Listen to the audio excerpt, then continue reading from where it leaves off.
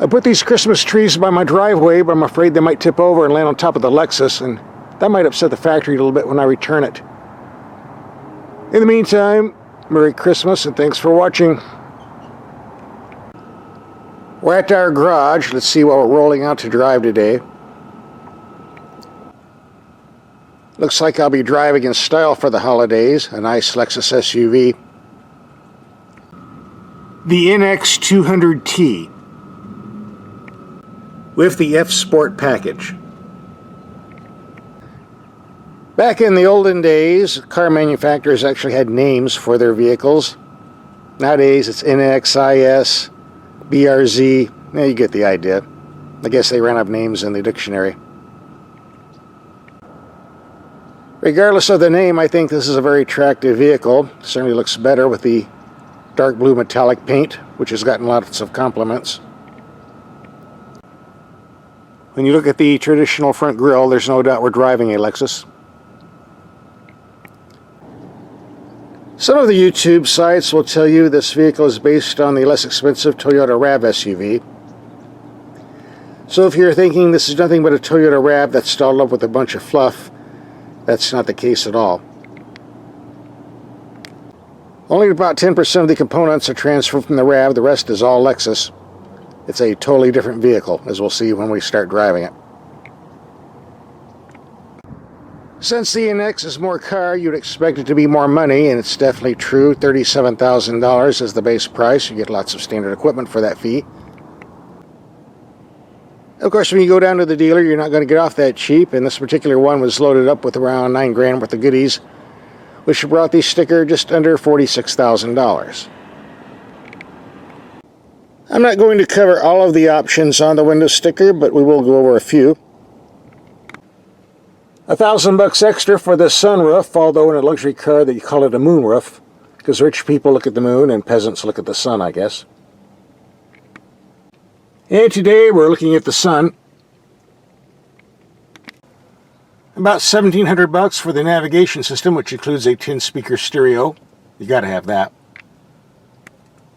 $135 for mud guards. I guess that's what we're looking at here. When you're spending 40 grand for a vehicle, I think it's kind of sad they're charging you an extra $100 for a cargo mat, which is really nothing more than a piece of carpet. The previous Lexus I had charged $225 for a cargo mat, so I guess we're getting off cheap here. Yeah, there is a real spare tire under here, at least. You would think they would include a cargo net for this price, but I couldn't find one.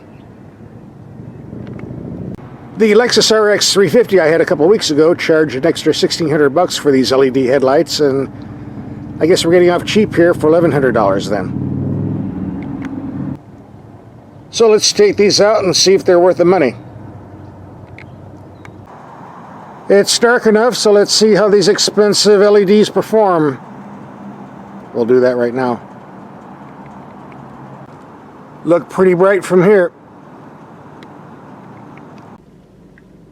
Here we have the LEDs on a wall 100 feet away. These are the high beams, plenty of light. Go down to low beam. Well, bright enough, but right pretty close to the ground. A little bit too close for me. Okay for city traffic, I suppose. Here we have the high beams on a building 300 feet away with a chain link fence in between. Fantastic light, and a very wide spread too on both sides. No problem here. Go to the low beam. Bright, good wide spread, but really doesn't reach out very far. As I said before, okay for city driving, but out in the country, you want to put on the high beams. I guess that's what we're paying for here, for your $1,100. By the way, for your money, we also get side lights. When you turn the steering wheel, the side lights up. Great for taking corners on mountain roads and parking in tight spaces. Now we'll take a look at the cabin. The second row seating has room for 2 mid-sized adults. The seats do fold down to give you cargo space in the rear if you need it. If you watch my videos, one of the biggest complaints I have are rocker panels under the door that are too wide, causing your leg to rub on the bodywork and get your pants dirty. Not a problem here. The rocker panels are very narrow. We do get a dirt shelf that collects all kinds of road debris, mud, sand, tar, but you don't have to worry, it's not going to get on your pants because it's connected to the door, not the inside body. Bottom line, the bodywork stays clean and your pants stay clean. This is the way all car manufacturers should be doing it, but they don't. Lexus got it right on this one. The glove box is large enough, but only if you take out that monster-sized owner's manual. How many thousands of pages have we got here? I don't know. We're not going to read it anyway, right? Just take the owner's manual, stick it in the mat pockets and back of the front seats. Works just fine. Out of sight, out of mind. And now we have a giant glove box with lots of room. The interior is nothing overly fancy, but the materials and workmanship are above average, as you would expect in a vehicle in this price range. We get a very nice gauge cluster with simple gauges, easy to see, easy to read. No knobs for the climate control, just buttons, but they work fairly well, so I'm not going to complain. A clock that actually works, which is a tradition for the Lexus and Toyota cars. These sun visors have an extension for blocking out the sun from the side windows. There is a button to disconnect the auto-dimming mirror, which you need if you're going to be driving at night. We have a screen that gives you all kinds of functions here.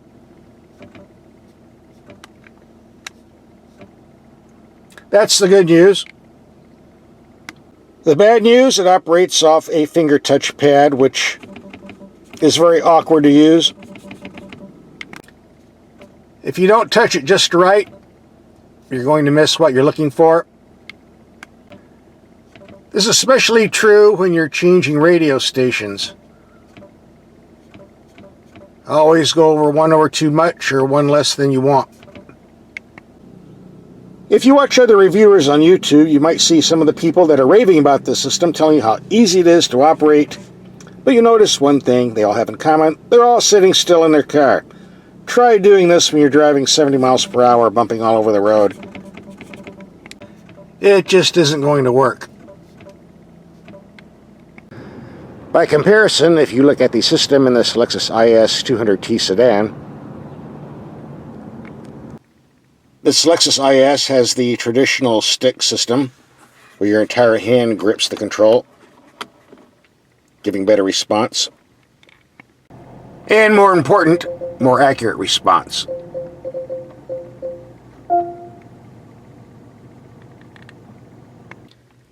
I don't really understand why Lexus would take an excellent system like this and swap it out for a finger touch in their SUVs, but apparently that was their choice, and that's just what you get. It's a shame because I can't find anything else about the cabin to complain about. In fact, thus far, I can't find anything else about the vehicle itself to complain about. We'll be covering that later on in the video. There's only one engine offered, a 2-liter turbo 4-cylinder, putting out 235 horsepower. Fuel economy is rated at 22 to 28 mpg with an average of 25 overall. I put about 80 miles in the city, and thus far I'm getting around 19 to 21 mpg. If you're watching this video to get the real-world fuel economy figures, you'll want to stick around because we have a lot more driving to do, a lot more performance figures to show. The only transmission offered is a 6-speed automatic with a manual shift override. If you like shifting for yourself, there are also paddle shifters on the steering wheel, where they belong, not on the steering column like the Italians do, where they don't belong. If you're driving in the automatic mode, you have a button here that gives you Eco Performance, Normal Driving, or Sport Mode. Okay, I think we've had enough show and tell. Time to jump in and do some driving.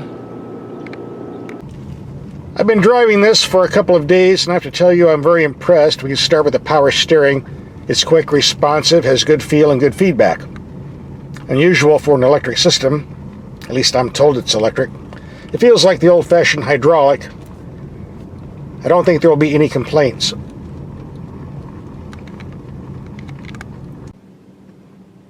This is a very smooth, healthy engine, plenty of power, no complaints.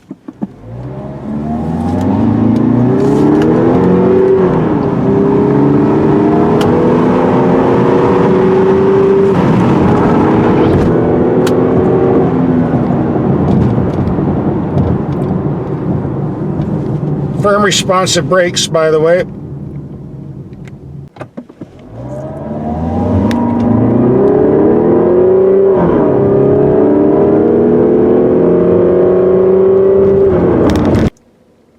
I see the tire pressures are right on, so it's a good time to do some speed bump test.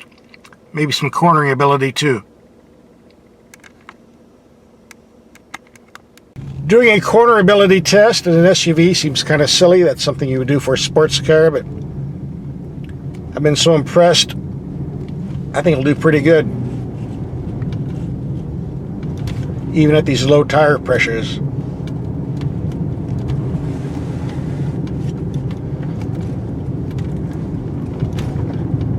No complaints here. Not even spinning out. And I'm trying. I already know this is a smooth riding vehicle, at least on the street, but we always do the speed bump test. So we'll do that right now. And by the way, if you hear any clunking noises, it's all the Christmas presents I have in the back. Not the vehicle. No emails, please.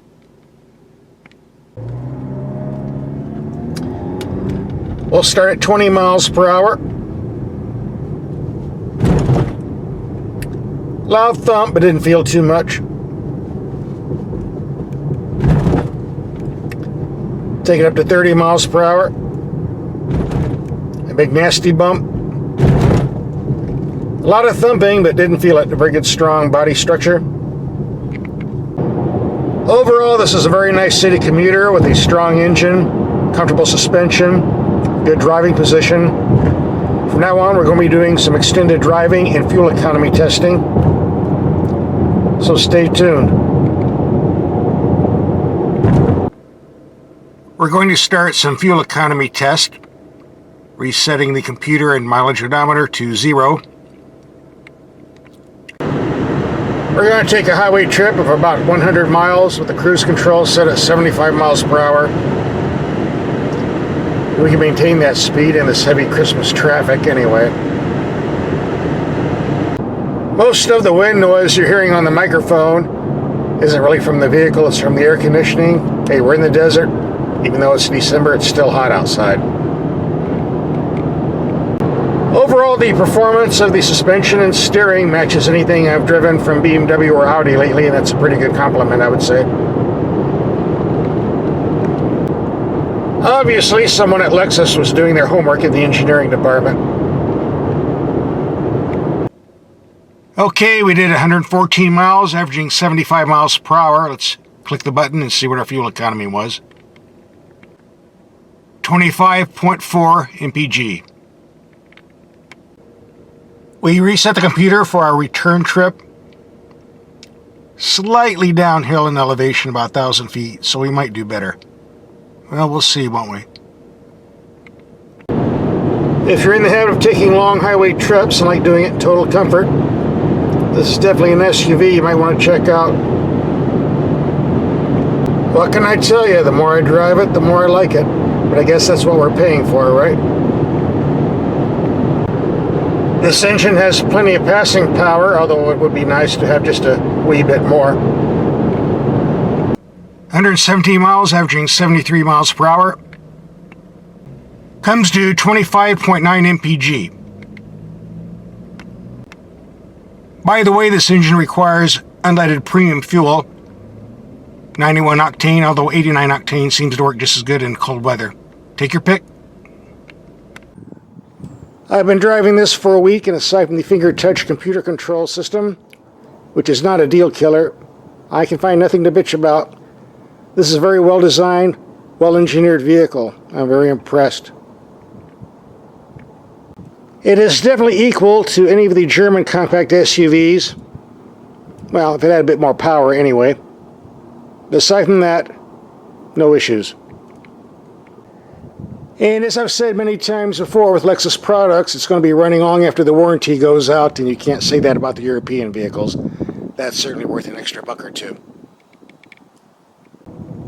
So if you're looking for a quality SUV, you can live with the compact size, it's definitely worth checking out.